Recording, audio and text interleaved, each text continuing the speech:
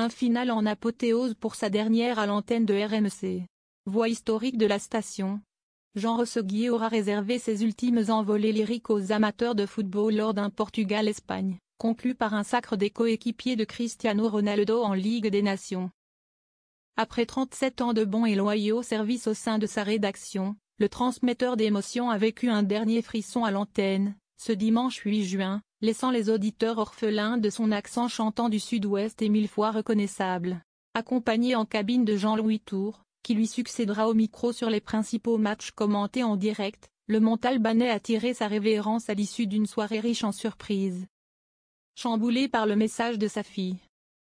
C'était mon dernier match sur RMC, j'ai un petit peu la boule au ventre puis la boule qui remonte au niveau de la gorge, a indiqué celui qui a couvert pour RMC 7 € et autant de Coupes du Monde.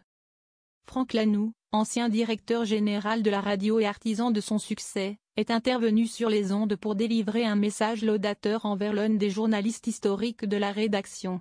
Quelle jouissance d'avoir écouté des matchs commentés par Jeannot. Siesti exceptionnel.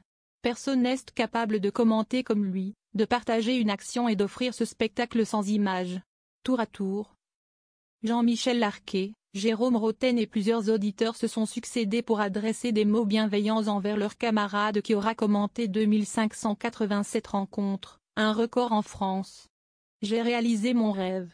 Siesti pas un métier que j'ai, siesti simplement une passion, a répliqué, très ému, le sexagénaire en retour de tous ses compliments. Une compilation de ses meilleurs souvenirs, mais aussi de ses rares boulettes, a ensuite été diffusée à l'antenne, avec l'analyse du concerné, nostalgique de ces décennies d'émotions de sport.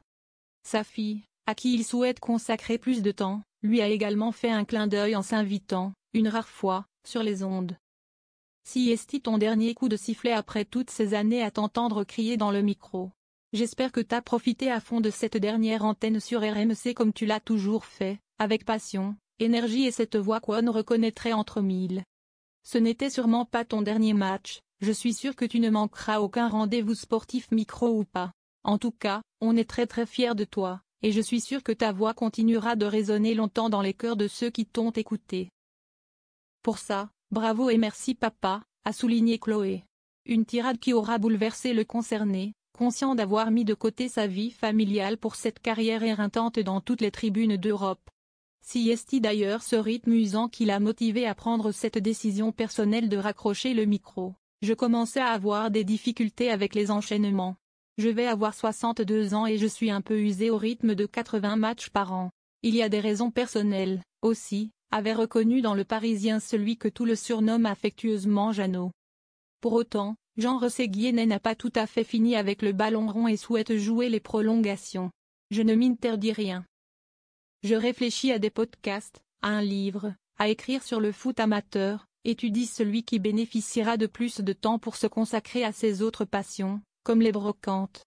Seule certitude, il passera la relais à Jean-Louis Tour, jusqu'ici présentateur de Roten s'enflamme sur la tranche 18h à du lundi au vendredi. La transition s'effectuera à l'occasion de la finale de la Ligue des Nations, lors de laquelle les deux hommes seront associés aux commentaires. Il avait envie de franchir le pas, comme je l'ai fait après avoir été animateur. Je suis très content pour lui, a assuré son aîné, lui prodiguant au passage quelques conseils pour protéger sa voix. Un organe qui aura marqué jusqu'au bout les auditeurs de RMC.